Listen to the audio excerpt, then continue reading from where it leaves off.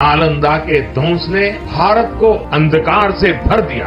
अब इसकी पुनर्स्थापना भारत के स्वर्णिम युग की शुरुआत करने जा रहा है। क्या आपको पता है मुसलमानों ने सनातन धर्म को मिटाने की पूरी कोशिश की थी। हाँ, खुली कोशिश और बार बार की। मगर एक बात है जो वो समझ नहीं पाए, जिस धर्म की जड़ें आत्मा में हो उसे तलवारें काट नहीं सकती। ये कहानी सिर्फ इतिहास की नहीं है, ये कहानी है उस संघर्ष की जो आज भी जारी है। सोचिए, क्या आपने कभी राजा दाहिर का नाम स्कूल की किताबों में पढ़ा? नहीं पढ़ा, क्योंकि हमें वो इतिहास पढ़ाया ही नहीं गया जिसमें हम लड़े, घायल हुए, मगर कभी झुके नहीं। हमारे मंदिर जले, पुस्तकालय राख हो गए और हमारी स्त्रियां बंदी बना दी गईं, मगर हमारी आत्मा वो कभी नहीं टूटी। अब जरा सोचिए, क्यों नहीं बताई गई ये बातें? क्यों नालंदा की जलती लाइब्रेरी को सिर्फ एक फुटनोट में समेट दिया गया? क्यों राजा दाहिर की शहादत को एक पंक्ति में दबा दिया गया? क्योंकि अगर आपको असली इतिहास पता चल जाए तो आप आज झुके हुए ना होते। इस वीडियो में हम वही सच सामने रखेंगे जो सालों से दबाया गया। ये वीडियो एक चेतावनी है, एक जवाब है और एक संकल्प है। तो कान खोलिए, आंखें मत झपकाइए, क्योंकि अब आपको वो सुनने को मिलेगा जो हर सनातनी को जानना जरूरी है। वीडियो में आगे बढ़ने से पहले एक छोटा सा सवाल, आप इस वीडियो को भारत के किस शहर या गांव से देख रहे हैं? नीचे कमेंट करके जरूर बताइए, ताकि हमें पता चले कि सनातन की चेतना आज देश के किन किन कोनों में जाग रही है। आपका एक कमेंट हमें दिखाएगा कि भारत अब जाग रहा है, हर कोने से, हर दिल से।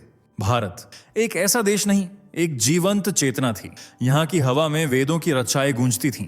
सुबह की पहली किरण सूर्य को अर्घ्य देती थी और रात की अंतिम श्वास ध्यान में विलीन होती थी। यहाँ अर्षियों ने जंगलों में तप किया, राजाओं ने धर्म को राज्य से ऊपर रखा और जनता ने कर्म को पूजा माना। यह वह भूमि थी जहां जीवन का उद्देश्य मोक्ष था, सिर्फ सांस लेना नहीं, आत्मा को जानना था। जहां देवी देवताओं की आराधना में सिर्फ भक्ति नहीं, विज्ञान और तर्क भी समाहित था। जहां तक्षशिला और नालंदा जैसे विश्वविद्यालयों में विश्व भर से विद्यार्थी ज्ञान अर्जित करने आते थे। जहां स्त्रियों को देवी माना जाता था और प्रकृति को माता। परंतु इतिहास का एक ऐसा दिन भी आया जब दूर रेगिस्तान से उठी धूल ने इस पुण्य भूमि पर पहला आक्रमण किया। एक ऐसी विचारधारा भारत के द्वार पर दस्तक दे रही थी जो न इस संस्कृति को समझती थी, न स्वीकारती थी। उसकी आंखों में विस्तार था और हाथों में तलवार। वो पहला वार सिर्फ सीमाओं पर नहीं हुआ था, वो हमारी आत्मा पर हुआ था। हमारे मंदिरों की घंटियां पहली बार डरी थीं। हमारी माओं की आंखों में भय और बेटियों के भविष्य में अंधकार था। उस दिन राजा दाहिर अकेला नहीं लड़ा था, उसके साथ समूचा भारत अपनी पहचान बचाने के लिए युद्धरत था। आज जब हम अपने अतीत की ओर देखते हैं तो वह पहला आक्रमण केवल इतिहास की एक तिथि नहीं लगता, वह एक चेतावनी थी, एक संकेत कि अगर हम अपनी जड़ों को भूलेंगे तो कोई ना कोई फिर से आएगा और हमारी आत्मा पर चोट करेगा। यह सिर्फ तलवारों और सेनाओं की कहानी नहीं है, यह सनातन भारत की परीक्षा की गाथा है। और इसी परीक्षा की शुरुआत हम आज समझने जा रहे हैं। जिस समय दुनिया के कई हिस्सों में सभ्यता की परिभाषा भी तय नहीं हुई थी, भारत एक ऐसे शिखर पर था जहां ज्ञान, विज्ञान और आध्यात्म अपने चरम पर थे। यह भूमि केवल एक भूगोल नहीं थी, यह विचार था। एक ऐसा विचार जो कहता था कि जीवन केवल देह नहीं, आत्मा का अनंत यात्रा है। यहां धर्म का अर्थ किसी पुस्तक या पैगंबर की आज्ञा नहीं था। धर्म का मतलब था कर्तव्य, जीवन का नैतिक मार्ग। धर्मो रक्षति रक्षितः, जो धर्म की रक्षा करता है, धर्म उसकी रक्षा करता है। यह कोई संकीर्ण विचार नहीं था, बल्कि ऐसा दर्शन था जो पेड़ पौधों, जानवरों, जल, अग्नि, वायु, हर कण में ईश्वर को देखता था। हमने कभी किसी को अपने विश्वास से जोड़ा नहीं। हमारे पास कोई युद्ध धर्म के प्रचार के लिए नहीं हुआ। फिर भी हमारी संस्कृति अफगानिस्तान से बाली तक और कश्मीर से कन्याकुमारी तक सहजता से फैलती रही, क्योंकि उसमें करुणा थी, जिज्ञासा थी और सबसे महत्वपूर्ण आत्म स्वीकृति थी। तक्षशिला और नालंदा जैसे विश्वविद्यालयों में जहां आज सिर्फ खंडहर बचे हैं, कभी विश्व भर के छात्र दर्शन, गणित, खगोल शास्त्र और तर्क शास्त्र पढ़ने आते थे। नालंदा की लाइब्रेरी धर्मगंज में लाखों पांडुलिपियां थीं, जिनमें न केवल वेद और उपनिषद, बल्कि चिकित्सा, रसायन, अर्थशास्त्र और स्थापत्य विज्ञान तक का अद्भुत ज्ञान था। आयुर्वेद केवल चिकित्सा नहीं थी, वह जीवन जीने की कला थी। योग केवल शरीर को मोड़ने का अभ्यास नहीं, आत्मा को ब्रह्म से जोड़ने का माध्यम था। और कर्म, वह ईश्वर की पूजा का सर्वोच्च रूप माना गया। हमारे शास्त्रों ने मनुष्य को अहम ब्रह्मास्मि कहने का अधिकार दिया। मैं ब्रह्म हूं, यानी ईश्वर मेरे भीतर है। इतना ऊंचा विचार उस युग में था जब कई अन्य सभ्यताएं अभी भी भय और हिंसा में डूबी थीं। यह भी गौर करने योग्य है कि भारत की प्राचीन संस्कृति स्त्रियों को देवियों का स्थान देती थी। वेदों की अर्चाएं केवल पुरुषों द्वारा नहीं, गार्गी, अपाला, मैत्रेयी जैसी स्त्रियों द्वारा भी रची गई थीं। क्या आप सोच सकते हैं कि आज से हजारों वर्ष पहले किसी सभ्यता ने ऐसा सम्मान स्त्री को दिया था? और सबसे खास बात, भारत की संस्कृति कोई एक धर्म, जाति, भाषा या भूगोल तक सीमित नहीं थी। वह सबको अपनाती थी, चाहे वह जैन हो, बौद्ध हो, शैव हो या वैष्णव, सब मिलकर ही सनातन कहलाते थे। यही समावेशिता भारत की आत्मा थी। परंतु जब एक बाहरी विचारधारा ने इस धरा पर कदम रखा, तब यह संस्कृति अपने सबसे बड़े इम्तिहान में उतरी। क्योंकि जहां भारत का धर्म आत्मा को खोजने वाला था, वहां आने वाली ताकतें आत्मा को बांधने वाली थीं। और इसी टकराव की शुरुआत हम अगले अध्याय में देखेंगे, जब पहली बार तलवार धर्म से बड़ी बन गई। 6वीं शताब्दी के आसपास, जब भारत ज्ञान, ध्यान और दर्शन के शिखर पर था, तब अरब की धरती पर एक भिन्न युग चल रहा था। यह क्षेत्र था रेगिस्तान, तपती रेत और बिखरे हुए कबीले। कोई केंद्रीय सत्ता नहीं, कोई साझा संस्कृति नहीं।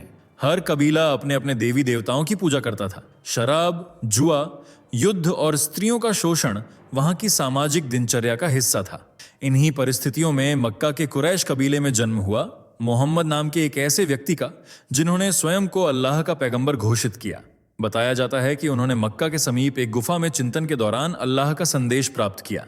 इस्लाम शब्द का अर्थ है आत्मसमर्पण। आत्मसमर्पण किसके लिए? सिर्फ और सिर्फ अल्लाह के लिए। यहां ध्यान देने योग्य बात यह है कि इस्लाम अपने आरंभ से ही एक एकेश्वरवादी और आदेशात्मक प्रणाली पर आधारित था। इसमें न प्रश्न पूछने की छूट थी, न अलग सोचने की स्वतंत्रता। जो अल्लाह ने कह दिया वही अंतिम है। कुरान और बाद में हदीस इस धर्म के प्रमुख आधार बने। जहां हिंदू दर्शन आत्मा की मुक्ति की बात करता है, वहीं इस्लाम जन्नत और जहन्नुम की अवधारणा पर आधारित है। यानी हर कर्म का फल ईश्वर नहीं, बल्कि इनाम या सजा है। इस्लाम के उदय के साथ ही एक नई तरह की विचारधारा का जन्म हुआ, जो धर्म नहीं, एक संपूर्ण जीवन व्यवस्था बन गई। उसमें राज्य और मजहब अलग नहीं थे। पैगंबर केवल आध्यात्मिक गुरु नहीं, सेना नायक और प्रशासक भी बने। उनके अनुयायी उनकी आज्ञा को ईश्वर की आज्ञा मानते थे। मक्का में शुरुआत में मोहम्मद साहब का भारी विरोध हुआ। वहां के लोग, जो सदियों से मूर्ति पूजा में रमे थे, उन्हें एक ईश्वर की बात गले नहीं उतरी। लेकिन जब मोहम्मद साहब ने मदीना में जाकर इस्लामिक राज्य की स्थापना की, तब इस मजहब ने राजनीतिक रूप लेना शुरू किया। फिर युद्ध हुए, बद्र, उहुद, खंदक, और हर युद्ध में इस मजहब का विस्तार होता चला गया। यहां हम एक मूलभूत अंतर देख सकते हैं। भारत की संस्कृति ने हमेशा विचारों से विजय प्राप्त की, तलवार से नहीं। पर इस्लाम की प्रारंभिक विजय मुख्यतः तलवार के माध्यम से हुई।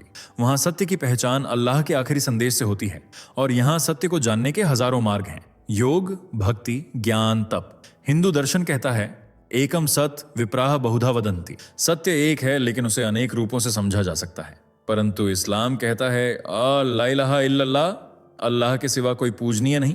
और यही विचारधारा जब भारत की बहुलता के सामने खड़ी हुई, तो वह टकराव अपरिहार्य हो गया। अब हम उस क्षण की ओर बढ़ते हैं जब यह टकराव केवल विचारों तक नहीं रहा, वह तलवार बनकर भारत की भूमि पर पहली बार उतरा। 712 ईस्वी। यह वह वर्ष था जब भारत की धरती पर इतिहास की दिशा बदलने वाला पहला मजहबी आक्रमण हुआ। और यह हमला एक सैन्य निर्णय नहीं था, ये एक मजहबी विचारधारा का पहला संगठनात्मक प्रयास था। भारत की आत्मा को मिटाने के लिए इस्लाम के उदय के 100 वर्षों के भीतर अरब पहले ही मिस्र, ईरान और सीरिया पर नियंत्रण स्थापित कर चुके थे। अब उनकी निगाहें पूर्व की ओर थीं, उस भारत की ओर जहां ज्ञान था, समृद्धि थी और बहुलता थी। लेकिन उस समृद्धि को गलत विश्वास कहा गया, यहाँ के देवताओं को बुत कहा गया, और भारत जिहाद के लिए दारुल हर्ब यानी युद्ध की भूमि घोषित कर दी गई। इस आदेश को पूरा करने के लिए चुना गया एक 17 वर्षीय किशोर मोहम्मद बिन कासिम। लेकिन वह केवल एक योद्धा नहीं था, उसके पीछे थी एक संगठित शक्ति, हज्जाज बिन यूसुफ, उस समय का क्रूर गवर्नर। कासिम के पास आदेश था, भारत को फतेह करो और इस्लाम का झंडा गाड़ दो। पर भारत उस समय भी जाग रहा था। सिंध पर शासन कर रहे थे राजा दाहिर, एक हिंदू सम्राट, जो न केवल सिंधु नदी के तट की सुरक्षा कर रहा था, बल्कि भारत की सांस्कृतिक सीमाओं की भी रक्षा कर रहा था। वह योद्धा था, विद्वान था और धर्म का संरक्षक भी। चचनामा के अनुसार जब कासिम ने भारत में प्रवेश किया, तो सबसे पहले उसने राजा दाहिर के राजनीतिक विरोधियों को अपने साथ मिला लिया। भारत में विभाजन और विश्वासघात कोई नया नहीं था, और इस बार भी वही हुआ। कासिम ने सिंधु नदी पार की, और फिर हुई एक ऐतिहासिक भिड़ंत, जहां हाथियों की टुकड़ी राजा दाहिर के नेतृत्व में इस्लामी सेना से टकराई। युद्ध में राजा दाहिर ने लकड़ी के हौदे पर सवार होकर मोर्चा संभाला। कासिम के पास तलवार थी, लेकिन दाहिर के पास था आत्मबल। पर जब कासिम की सेना टिक न पाई तो उन्होंने छल किया। उन्होंने आग के तीरों से दाहिर के हाथी पर हमला किया। वह हौदा जल उठा, हाथी बेकाबू हो गया और राजा जमीन पर उतरने को विवश हो गए। जैसे ही वह हाथी से नीचे उतरे, कासिम की सेना ने उन्हें घेर लिया। एक महान योद्धा, एक धर्म प्रेमी राजा जिसने जीवन भर भारत की रक्षा की थी, वह रणभूमि में वीरगति को प्राप्त हुआ। सिर्फ राजा नहीं मारा गया था, एक सभ्यता की पहली रक्षक दीवार टूटी थी। राजा दाहिर की मृत्यु के बाद कासिम ने उसकी बेटियों को बंदी बनाया और खलीफा के पास भिजवा दिया। यह सिर्फ विजय नहीं थी, यह भारत की संस्कृति पर पहला अपमान था। उसके बाद कासिम की तलवार रुकी नहीं। ब्राह्मणाबाद, मुल्तान और कई अन्य नगर एक एक करके इस्लामी साम्राज्य के अधीन होते गए। जहां मंदिर थे वहां अब मस्जिदें बनने लगीं। जहां शांति का जीवन था वहां आदेशात्मक शासन का आरंभ हुआ। और यह सब किया गया उस नाम पर जिसे वो जिहाद कहते थे। लेकिन क्या ये केवल एक आक्रमण था? नहीं, ये भारत के लिए वह क्षण था जब पहली बार उसे एहसास हुआ कि अब युद्ध केवल भूमि के लिए नहीं, आत्मा के लिए होगा। ये कोई सामान्य युद्ध नहीं था। ये था एक ऐसा युद्ध जहां एक ओर सनातन की बहुलता थी और दूसरी ओर मजहबी एकरूपता की तलवार। राजा दाहिर भले ही युद्ध में हारे, लेकिन उन्होंने भारत को सिखा दिया कि स्वाभिमान तलवार से बड़ा होता है। उनका बलिदान आज भी हमें याद दिलाता है कि इतिहास को भूलना अपने भविष्य को गिरवी रखना है। जब हम भारत पर हुए इस्लामी आक्रमणों की बात करते हैं तो अक्सर उसे केवल एक सैन्य विजय मानकर आगे बढ़ जाते हैं। लेकिन यह केवल सीमाओं की लड़ाई नहीं थी, यह हमारी सभ्यता की आत्मा पर एक संगठित और सोचा समझा हमला था। इस्लामी आक्रमणकारी तलवार लेकर आए थे, लेकिन उनका निशाना सिर्फ किले नहीं थे। मंदिर, विश्वविद्यालय और स्त्रियां उनके सबसे प्रमुख लक्ष्य बने। भारत, जो सहिष्णुता की भूमि था, जहां बौद्ध, जैन, शैव, वैष्णव सब साथ रहते थे, उस भूमि पर अब एकेश्वरवाद की तलवार उतरी थी। जहां पहले सर्वे भवन्तु सुखिनः की कामना होती थी, वहां अब या अल्लाह, इनकार करने वालों को मिटा दे की पुकार सुनाई देने लगी। कितने मंदिर तोड़े गए। केवल एक उदाहरण, काशी विश्वनाथ मंदिर, मथुरा में कृष्ण जन्मभूमि, सोमनाथ, जिसे कई बार लूटा और नष्ट किया गया। यह कोई भावनात्मक आरोप नहीं, यह ऐतिहासिक साक्ष्य हैं। अल बिरूनी, फारसी इतिहासकार और इस्लामी लेखकों की ही पुस्तकों में इनका वर्णन है। इन हमलों का लक्ष्य केवल संपत्ति नहीं था, भारत की सांस्कृतिक जड़ें थीं। और केवल मंदिर नहीं, ज्ञान के केंद्र भी निशाना बने। नालंदा विश्वविद्यालय, जहां 10,000 से अधिक छात्र पढ़ते थे, 9 मिलियन से ज्यादा पांडुलिपियां थीं, उसे आग के हवाले कर दिया गया। बख्तियार खिलजी के आदेश पर वह पुस्तकालय जलाया गया और अग्नि कई महीनों तक बुझी नहीं। क्या यह केवल लूट था या एक ऐसी विचारधारा की योजनाबद्ध कोशिश जो विविधता को सहन नहीं कर सकती थी? हजारों स्त्रियां युद्ध के बाद बंदी बनाई गईं।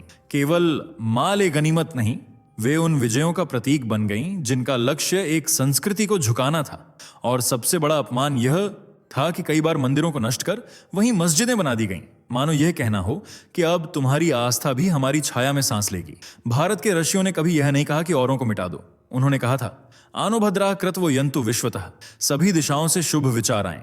पर जो आया वह शुभ नहीं था। वह एक ऐसी विचारधारा थी जिसे विविधता में ईश्वर नहीं, कुफ्र दिखाई देता था। यह हमला केवल इतिहास नहीं था, यह स्मृति बन जाना चाहिए, क्योंकि अगर हम इसको भूल जाएंगे तो फिर से तैयार नहीं हो पाएंगे। यह इतिहास हमें सिर्फ दुख नहीं देता, यह हमें जागृत भी करता है, याद दिलाता है कि हमारी संस्कृति को मिटाने की कितनी बार कोशिशें हुई, लेकिन फिर भी हम जीवित हैं, हम खड़े हैं। और यही सनातन की असली शक्ति है। हम पर हमला हुआ, हमारी धरती लूटी गई, हमारे मंदिर तोड़े गए, हमारी माताओं बहनों का अपमान किया गया, हमारे ज्ञान को अग्नि में झोंका गया। लेकिन एक चीज थी जो कोई जला नहीं पाया, एक जड़ थी जो कोई उखाड़ नहीं पाया, एक आत्मा थी जो तलवारों के सामने भी अडिग रही। वह थी सनातन भारत की आत्मा। जैसे जैसे विदेशी आक्रमणकारी अपनी तलवारें लेकर आए, भारत ने अपनी साधना की शक्ति बढ़ाई। जब एक ओर जजिया कर लगाया गया तो दूसरी ओर गांवों में संत एकता और भक्ति की बातें कहने लगे। जब शासन ने एक ईश्वर को ही मानने का आदेश दिया, तब संत कबीर ने कहा, हम न हिंदू न मुसलमान, हम तो हैं इंसान। ये भक्ति आंदोलन कोई साधारण धार्मिक आंदोलन नहीं था, यह भारत की आत्मा का उत्तर था उस मजहबी आक्रोश को जिसने विविधता को कुफ्र समझा। रामानुजाचार्य से लेकर ज्ञानेश्वर तक, तुलसीदास से लेकर मीराबाई तक, सबने अपनी अपनी शैली में एक ही बात कही, धर्म तलवार से नहीं प्रेम से जीवित रहता है। जब मंदिर तोड़े गए तो उन्हें फिर से खड़ा किया गया। सोमनाथ, जिसे लूट कर तोड़ दिया गया था उसे फिर खड़ा किया गया। रामलला, जिन्हें वर्षों तक ताले में बंद रखा गया, उनके लिए एक संकल्प लिया गया और आज वह मंदिर फिर से भारत के हृदय में बस गया है। ये केवल इमारतें नहीं थीं, ये सनातन के प्रतीक थे और ये प्रमाण है कि हम टूट सकते हैं लेकिन झुकते नहीं। स्वामी विवेकानंद ने कहा था, हमारा धर्म कोई संकीर्ण पंथ नहीं, यह शाश्वत सत्य है जो समय से परे है, जो हर प्राणी के भीतर निवास करता है। और श्री अरबिंदो ने लिखा था, भारत केवल एक राष्ट्र नहीं, ये एक जीवंत शक्ति है, एक चेतना है। यही चेतना थी जिसने हमें गुलामी में भी आत्मगौरव नहीं खोने दिया। यही चेतना थी जिसने योग को तप में बदला, भक्ति को अस्त्र बनाया और ध्यान को शक्ति। हमने तलवार से नहीं तप से उत्तर दिया, हमने घृणा का जवाब प्रेम से दिया। और यही सनातन की सबसे बड़ी विजय थी। जब सारी दुनिया बदल रही थी, भारत अपनी आत्मा को थामे खड़ा रहा। हम मिटे नहीं, हम डरे नहीं, हम सहते रहे लेकिन झुके नहीं। और यही वह शक्ति है जो आज भी हमें एक राष्ट्र, एक संस्कृति, एक चेतना के रूप में जोड़ती है। इतिहास केवल बीते समय की कहानी नहीं होती, वह चेतावनी होती है, एक दर्पण होता है और कभी कभी एक अधूरी न्याय यात्रा भी। आज जब हम अपने स्कूलों में इतिहास पढ़ते हैं तो वहां हमें राजा दाहिर का नाम नहीं मिलता। वहां हमें बताया जाता है कि आक्रमणकारी सुधारक थे और हमारी संस्कृति पिछड़ी हुई। हमें यह नहीं बताया जाता कि भारत ने पहले हमलों का किस साहस से सामना किया था।